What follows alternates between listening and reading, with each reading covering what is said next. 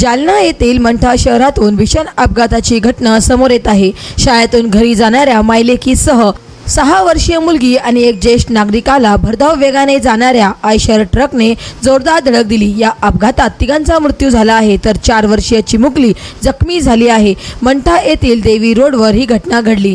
अपघातानंतर आयशर चालक फरार झाला असून पोलीस चालकाचा शोध घेत आहे। याबाबत अधिक माहिती अशी, मंठा शहरातील देवी रोडवर शाळेतून घरी जाणाऱ्या मायलेकीसह 6 वर्षीय मुलगी आणि एक ज्येष्ठ नागरिकाला भरधाव वेगाने जाणाऱ्या आयशर ट्रकने जोरदार धडक दिली। या अपघातात 6 वर्षीय मुलगी, महिला आणि एका ज्येष्ठ नागरिकाचा उपचारादरम्यान दुर्दैवी अंत झाला। सीमा चव्हाण, मारिया पठाण आणि रूपला राठोड असे मृत व्यक्तींची नावे आहेत, तर या घटनेत इशिका चव्हाण ही 4 वर्षीय चिमुकली मुलगी देखील जखमी झाली आहे।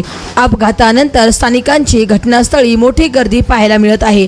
भीषण अपघातात 3 निष्पाप लोकांचा बळी गेल्याने मंठा शहरासह परिसरामध्ये हळहळ व्यक्त केली जात आहे। अपघातानंतर चालक घटनास्थळावरून फरार झाला आहे। पोलिसांनी चालकाला ताब्यात घेऊन कडक शिक्षा करावी अशी मागणी स्थानिकांकडून व्यक्त केली जात आहे। पुढील तपास दादासाहेब चोरे, CDPO परतूर, पोलीस निरीक्षक रवींद्र निकाजे, सह पोलीस निरीक्षक श्याम गायके, मनोज काळे, आसाराम मदने, विठ्ठल मेखले, नारायण आडे, संतोष बनकर हे करत आहे।